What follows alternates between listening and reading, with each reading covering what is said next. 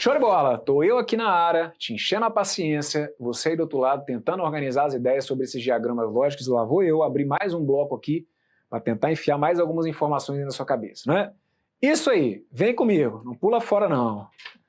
Quer jogar a toalhinha, né? Deixa a toalhinha pro seu concorrente, você vem comigo que eu tô junto dividindo o fardo. Ó, a gente agora vai falar de outras equivalências. No bloco anterior, a gente viu que uma possibilidade de equivalência que eu vou ter é a da comutatividade, certo? Agora aqui a gente vai trabalhar com outras ideias. Então vem cá, deixa eu te encher o saco de novo. Olha para cá, vamos representar comigo. Todo A que é B. Vamos representar comigo. Vamos fazer um negócio aqui, ó. Todo A é B. Nenhum A é B. Algum A é B e o algum A que não é B. Vai fazendo aí as representações básicas para ver se a gente está se entendendo. Brunão, todo A que é B. Ó, sobre o todo A que é B, Brunão, o que a gente já falou até agora? Que o conjunto A está dentro... Melhor esse português. O negócio do tá dentro já tá passando da hora da gente começar a conversar direito. Conjunto A tá o quê? Fala aí. Isso, está contido em B. Vamos falar bonito. Isso aí, ó. Meu conjunto A está contido em B. Posso dizer que o meu conjunto A é um subconjunto de B. Eu posso dizer que o meu conjunto B contém o conjunto A. Ah, isso aí. Nenhum A que é B. Brunão, nenhum A que é B, coloca o conjunto A de um lado, coloca o conjunto B de outro, de forma que eles não se encontrem. Isso aí, o não se encontrar aqui, vamos falar de uma forma mais técnica. O não se encontrar tem a ver com a ideia da ausência de interseção, quer dizer que eles são o que mesmo? Que esses dois conjuntos são isso, são disjuntos. Muito bem. Algum A que é B, faz interseção, tá, mas faz a interseção e colore a região 2. Ótimo. Tá aqui, ó, algum A que é B. Vamos colorir a região de número 2. E o algum A que não é B, o que você faz? Algum A que não é B. Você vai colorir para mim aqui a nossa região de número 1, que a gente apelida, né? Região de número 1, que é a região daqueles elementos que estão somente em A. Muito bem, muito bem. No bloco anterior, você está lembrado, né? Que a gente falou lá sobre a questão da comutatividade. Então, quais formas aqui mesmo que são comutativas? Vamos juntando as ideias. As formas comutativas são nenhum A é B e o algum A que é B. Porque nenhum A é B é equivalente a nenhum B que é A. Então, aquela representação que está ali do A que é B, aliás, do A e do B separados, ela traduz também a ideia de que nenhum B é A, e o algum A que é B acaba sendo representante também, né, aquele desenho que está ali, acaba sendo representante também da sentença algum B que é A. Agora, todo A é B a gente viu que não vale a comutatividade, e o algum A que não é B também não vale a comutatividade. Agora, isso aqui foi o que a gente fez até agora. Uma revisãozinha rápida. Agora a gente vai avançar um pouquinho. Eu vou te mostrar que existe possibilidade da minha proposição categórica trazer o quantificador, mas não ser uma das formas canônicas. Espera aí, Bruno, eu não estou te entendendo. Vem cá. Vamos pensar comigo nessa frase que está aqui, ó. Olha para essa que está aqui. Nem todo A é B. Eu estou anotando ela aqui nesse quadrinho, mas não tem nada a ver, ainda não tem a ver com a posição dela não, tá? Quero que você pense comigo nessa frase que tá aqui, olha. Deixa eu anotar ela aqui, ó, de preto. Nem todo A é B. Nem todo A é B. Pronto. O negócio aqui é o seguinte. Aquela sentença ali, ela é uma categórica. Ah, mas por quê? Porque ela tem o todo. Então lembra que eu estou falando desde o início desse módulo? Proposições categóricas são aquelas que vão apresentar pelo menos um quantificador. Quantificador, todo, nenhum, algum. Opa, peraí. Nem todo A é B, tem ali um quantificador. Mas essa forma não é uma forma canônica. Isso. Então qual vai ser a sacada? Vem para cá. Quando a proposição não tiver na forma canônica, eu te garanto que vai existir uma forma daquelas 4 que vai representar essa menina. Uma forma apenas. Aquela proposição que está ali, ela vai ser representada por uma dessas 4.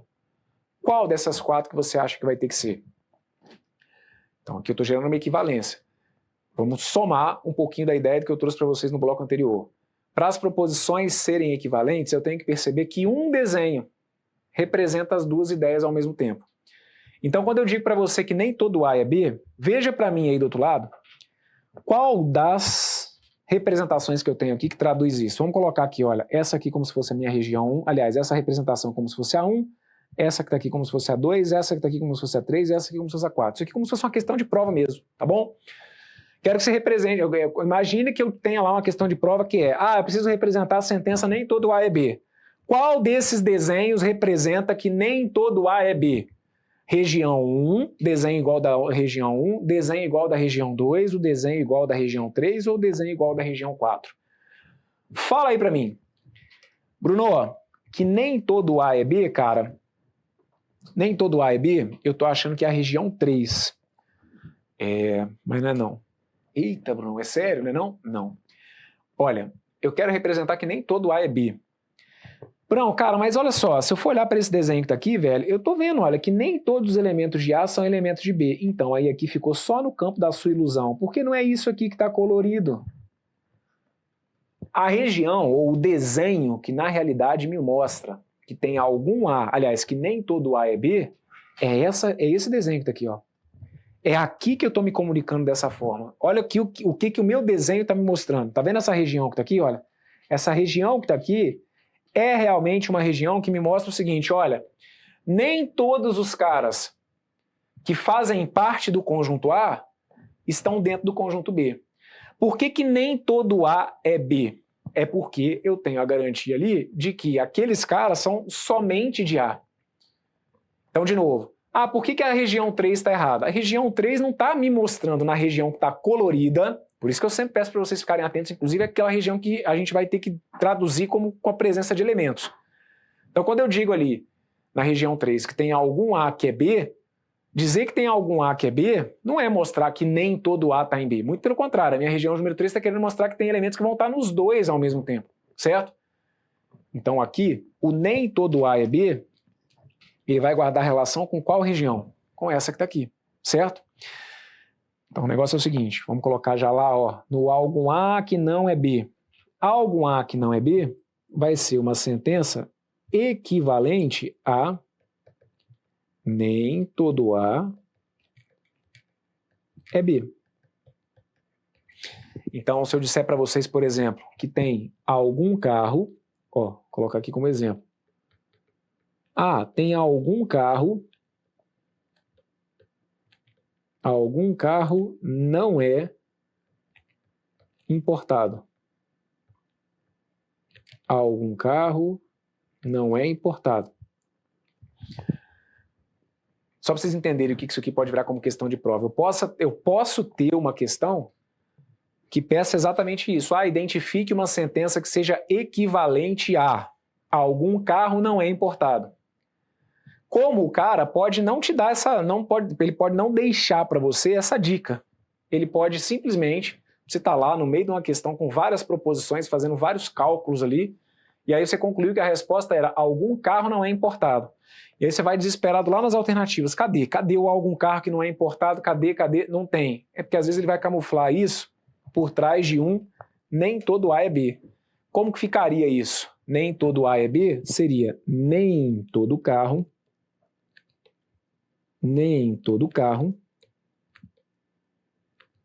é importado. Ok? Olha, aqui dentro desse módulo de diagramas lógicos, os caras não precisam fazer muito para tirar vocês, porque a galera às vezes deixa passar batida essas informações que eu estou trazendo para vocês aqui. Isso tudo eu preciso que vocês internalizem. Lembra que eu estou falando? Não é um módulo com tanta teoria, mas é muito detalhezinho e aí eu reconheço. E eu preciso que vocês fiquem atentos. Você vai guardar para mim, então, que o algum junto com o não, o algum mais o não, ele acaba sendo equivalente ao nem todo. O algum junto com o não, ele acaba sendo equivalente ao nem todo, ok? Então, e aí toma cuidado porque tem que ser, né, nessa ordem. Porque lembra que não vale o lance da comutatividade. Ah, Bruno, já que algum carro não é importado, então eu posso falar que nem tudo aquilo que é importado é carro? Não mistura as coisas, não. Porque aí aqui eu não posso trocar a ordem, porque o algum A que não é B não é comutativo que a gente viu no bloco anterior. Então está começando a perceber que as ideias vão começar a se somar? Então se organize. Algum A que não é B, para essa forma, por exemplo, não vale a equivalência do tipo comutativa, mas vale essa escrita que está aqui. O algum junto com não acaba sendo equivalente ao nem todo que é, ok? Cuidado, hein? Vamos lá. Volta aqui para o nosso resuminho. Quero que vocês analisem comigo agora essa frase que está aqui, ó. Olha para essa menina que está aqui. Todo A não é B. Todo A não é B. Veja, todo A não é B, você acha que está sendo representada pela forma de número 1. Todo A que não é B está sendo representado pela forma de número 2, pela forma de número 3 ou pela forma de número 4. Fala para mim que eu estou te ouvindo aqui, não me deixa sozinho não, não me deixa sozinho. Todo A que não é B está representado na forma 1, 2, 3 ou 4.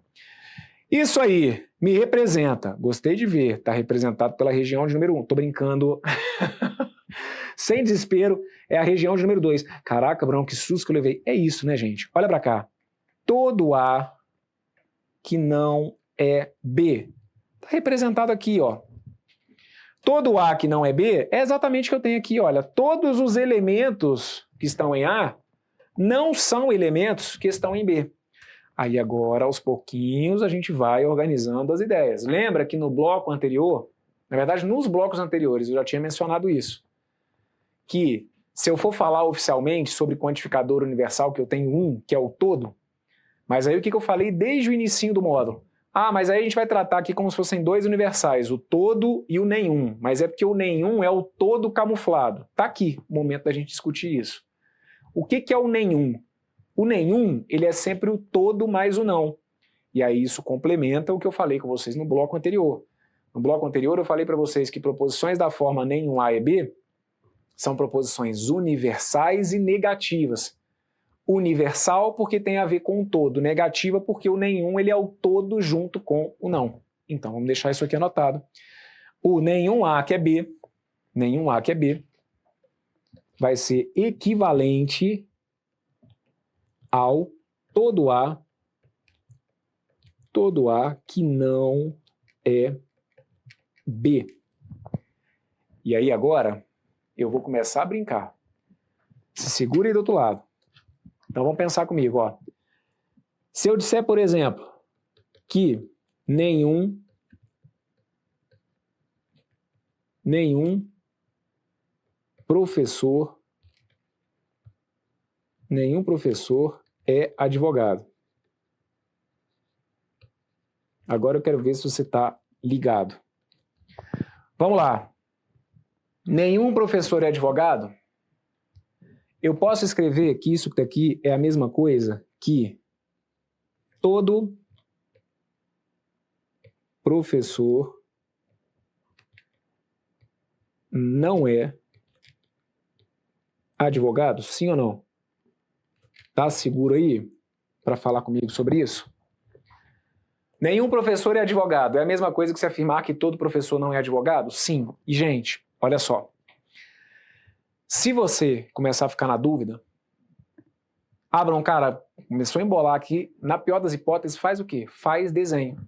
Como que eu desenho que nenhum professor é advogado? Desenho. Eu estou quebrando isso aqui em vídeos diferentes, que é para você ter essas ideias separadas, né? Para a gente tentar organizar separadamente. Claro que ao final isso vai ter que estar tudo junto aí rodando na sua cabeça. Mas você consegue ir achando ali as partezinhas da construção aqui desse nosso módulo, certo? Então, sobre desenho, eu falei com vocês isso lá no primeiro bloco. Como que eu desenho? Que nenhum professor é advogado. Assim, olha. Tá aqui. Nenhum professor é advogado. Certo? Aí, o que eu falei para vocês no bloco anterior sobre equivalência, que também vale para o que a gente está vendo aqui. Se eu der a entender que eu estou falando de equivalência, é porque um desenho tem que representar as duas ideias ao mesmo tempo. Aí eu te pergunto, se eu estiver desenhando isso que está aqui, ó, que nenhum professor é advogado. Dizer que nenhum professor é advogado é a mesma coisa que dizer que todo professor não é advogado? Esse desenho que está aqui está me dizendo isso ou está errado? Isso que está aqui está certo. Ó, olha para cá. Todo professor, olha para cá, todos os professores não estão dentro do conjunto dos advogados. Então aqui, ó, tá perfeito.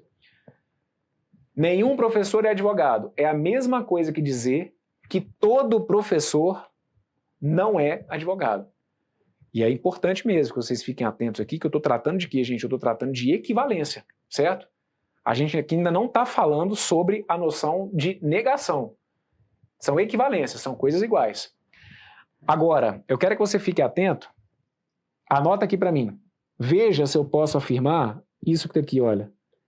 Que todo advogado não é professor. Todas essas sentenças aqui eu estou perguntando para vocês se elas são equivalentes. Então, se eu digo lá, por exemplo, suponhamos que eu anotei uma resposta. Minha resposta foi, nenhum professor é advogado. Se não tiver essa nas alternativas, nenhum professor é advogado, será que eu posso encontrar lá nas alternativas todo advogado não é professor? Deu dúvida? Desenha, certo? Ó, a minha frase que eu anotei é essa, nenhum professor é advogado. Então eu tenho que encontrar uma situação que esteja assim, ó, conjunto dos professores completamente separado do conjunto dos advogados. Aí eu tenho uma alternativa que está dizendo isso, que todo advogado não é professor. É a mesma coisa? Sim, é a mesma coisa. Ó, esse desenho que garante para mim que nenhum professor é advogado é o mesmo desenho que me garante que todos os advogados, ó, todo advogado não é professor. Agora, você consegue entender o que justifica eu poder fazer isso? O que justifica essa escrita que está aqui foi o que a gente viu no bloco anterior. No bloco anterior, a gente garantiu que proposições da forma nenhum A é B, elas eram comutativas. Então, dizer que nenhum A é B é a mesma coisa que se afirmar que nenhum B é A. E aí organize as ideias. A gente acabou de ver aqui que o nenhum ele é o todo junto com o não. Então, o nenhum B que é A é a mesma coisa que o todo B que não é A. Que no nosso caso aqui seria o todo advogado que não é professor. Agora, você aí do outro lado vai ter que perceber o que vai te dando segurança. É claro que, por uma noção de celeridade para a prova, é claro que eu preciso que isso tudo esteja aqui conectado. O nenhum é comutativo, nenhum A é B, nenhum B é A. Pô, então o nenhum ele é o todo junto com o não, então vai valer que todo B que não é A. Isso aqui eu raciocinei rapidinho. Você, enquanto estiver começando a pegar a manha, deu dúvida, faz o quê? Desenha. Sandalinha da humildade, não precisa ficar com vergonha não. Tá na dúvida, pega e desenha. E veja, a gente está falando aqui de equivalência. Veja se o seu desenho da forma básica, que é o nenhum A é B, traduz as outras proposições que foram aqui apresentadas, tá bom? Então aqui, ó, vai ser válido, certo? E aí valeria também, só para reforçar, o que eu vou anotar aqui não é desse bloco, foi o que a gente viu no bloco anterior, mas vale a comutatividade, eu vou colocar aqui só para a gente treinar. Vale dizer, então, que nenhum advogado é professor. Todas essas frases aqui, olha, elas são iguais. Então vocês estão entendendo o perigo? Por isso eu estou te falando, ó, que a gente começa a evoluir nisso aqui. Você está lá com a sua cabecinha fechada achando que a resposta é isso, ó, nenhum professor é advogado. E o cara às vezes está sambando na sua cara querendo colocar isso. Ó. Tá querendo colocar isso. Você está aqui, ó, com a sua visão limitada ao nenhum A é B, e aí o cara está querendo algo a mais de você. Então aqui, ó, já estou te mostrando outras 3, ainda vai ter mais. Pode se preparar, porque no próximo bloco a gente ainda tem mais possibilidade de equivalência. Então guardamos aqui, o nenhum, você vai colocar para mim, ó, que o nenhum,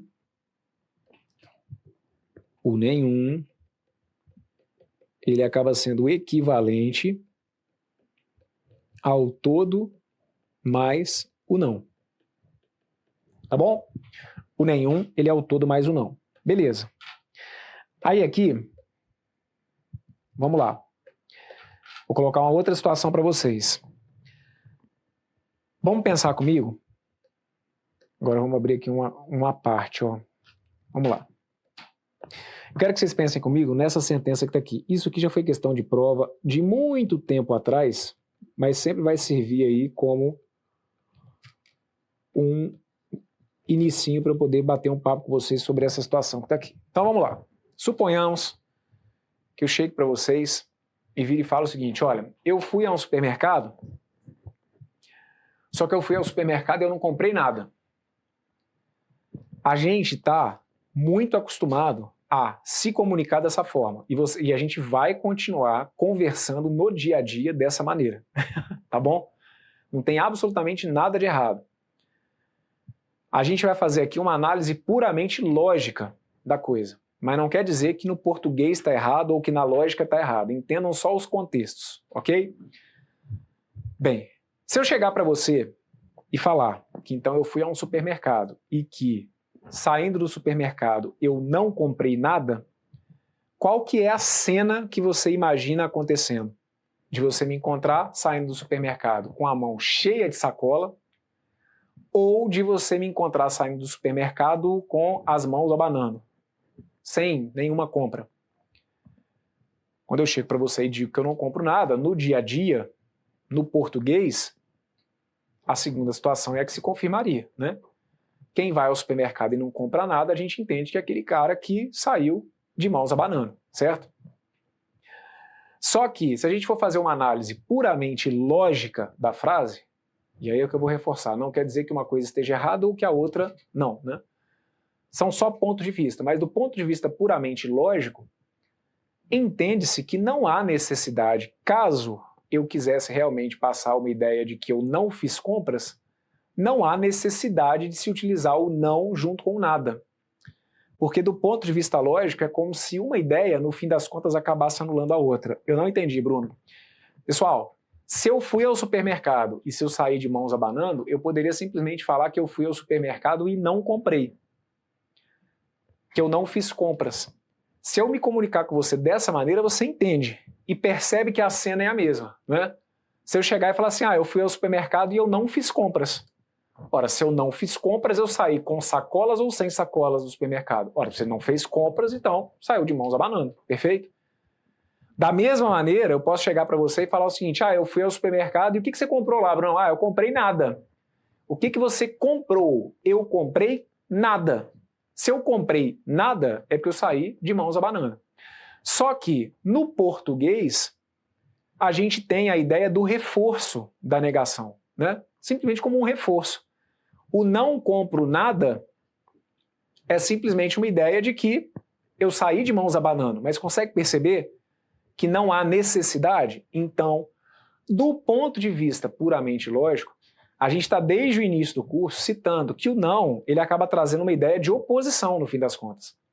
Então, se eu chego para vocês e falo que eu estudei muito, eu te passo uma ideia. Se eu enfiar o não, desde o início do curso, que a gente está falando que ele tem o poder de alterar o sentido. Se eu virar e falar que eu não estudei muito, eu quis mudar completamente a minha história. Se eu vir e falo que Bruno é alto, eu quero passar uma mensagem com isso. Se eu vir e falo que o Bruno não é alto, eu estou passando uma ideia completamente diferente da que eu tinha me proposto antes, né? Então aqui, entendam, do ponto de vista puramente lógico. Se eu disser para vocês que eu comprei nada, o que eu estou querendo dizer? Que eu não fiz compras. Se eu coloco um não na frente, o não compro nada, do ponto de vista lógico, pode passar para mim a ideia de que eu comprei alguma coisa.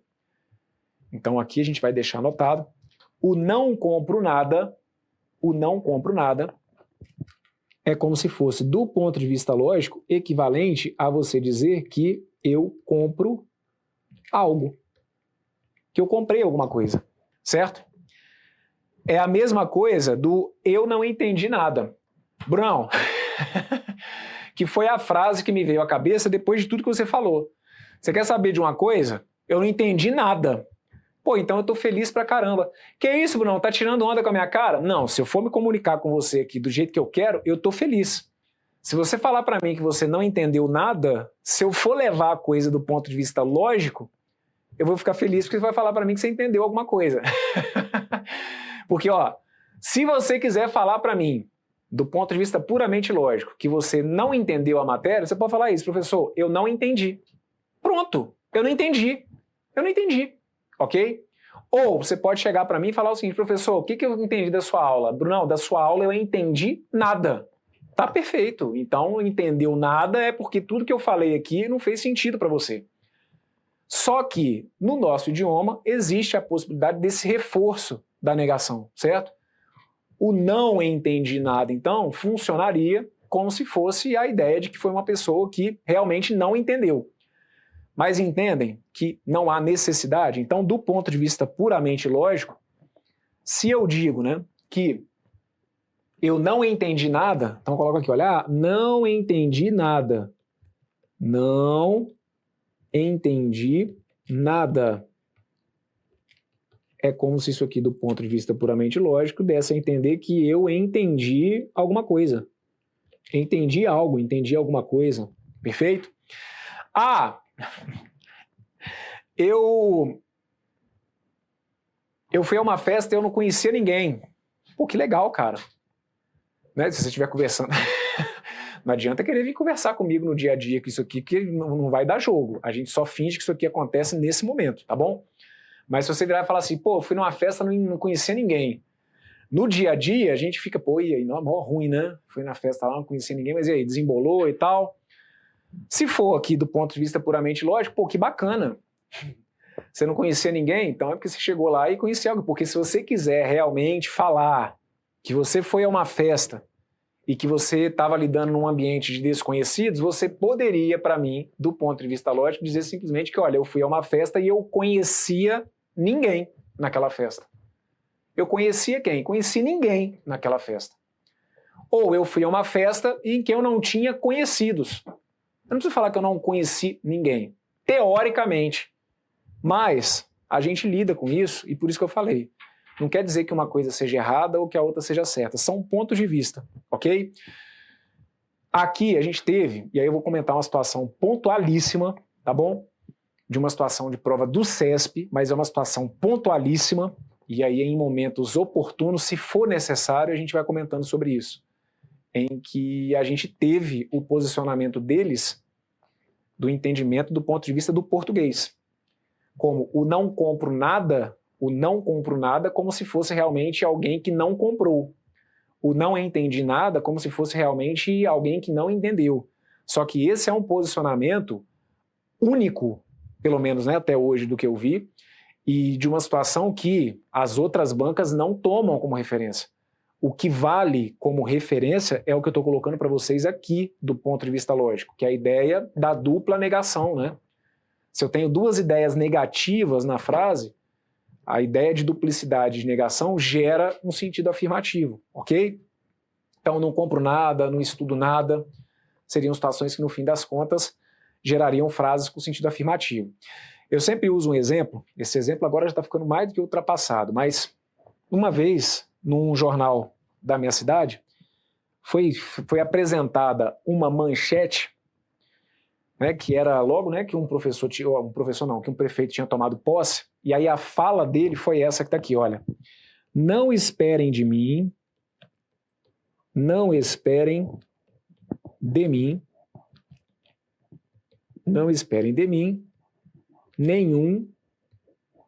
efeito pirotécnico. Essa foi o destaque da entrevista que ele tinha dado para o jornal, ok? Então aqui, ó, não esperem de mim nenhum efeito pirotécnico. Eu lembro direitinho até hoje dessa manchete e da fala dele. E me chamou a atenção, claro, porque tem tudo a ver com o que a gente discute aqui exatamente nesse ponto do curso, ok?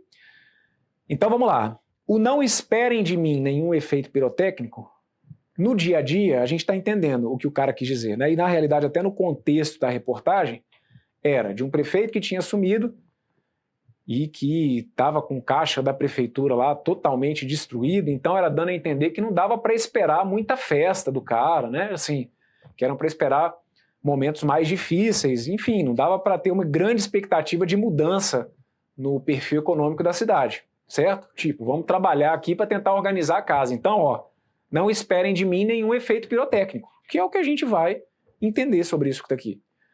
Agora, do ponto de vista lógico, se a gente fosse levar a coisa ao pé da letra, é como se estivesse dizendo... E aí você vai falar para mim que os caras às vezes não usam a lógica a favor deles.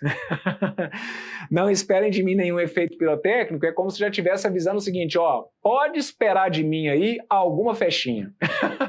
Porque é isso que está aqui, se for levar a coisa do ponto de vista lógico, se for para dar a entender que é para não esperar festa, que é para esperar aquela coisa séria, ele poderia ter dito, não esperem de mim efeitos pirotécnicos. Não esperem de mim efeitos pirotécnicos. Ou, o que eu posso esperar do senhor prefeito? Esperem de mim nenhum efeito pirotécnico. O não, junto com nenhum, grosso modo, teoricamente, não haveria necessidade, porque o não, junto com nenhum, vai trazer uma ideia do ponto de vista puramente lógico de uma afirmação. Agora, isso vale para uma questãozinha de prova de raciocínio lógico. Você não começa a conversar assim do lado de fora, não, que as pessoas vão te achar estranho. Tá bom? Pode continuar dizendo que você não comprou nada, que você não conhece ninguém, que ninguém entende, que não entendeu nada, que vai continuar todo mundo te entendendo. Mas você consegue perceber? Do ponto de vista puramente lógico, se eu for colocar isso aqui, não esperem de mim nenhum efeito pirotécnico, é como se eu estivesse dando a entender que esperem de mim algum efeito pirotécnico. No dia que você for fazer uma prova de concurso e que você encontrar esta frase, você pode saber que o examinador fui eu. Se algum dia eu for convidado para criar uma questão de prova, essa que está aqui vai ser uma questão de prova que eu vou colocar. Não esperem de mim nenhum efeito pirotécnico. Foi uma frase que, do ponto de vista lógico, se tornou verdade. Aí entendedores entenderão. Esperem de mim algum efeito pirotécnico. De fato, foi isso aqui. Foi... O que prevaleceu foi a lógica que a gente está vendo aqui, ok?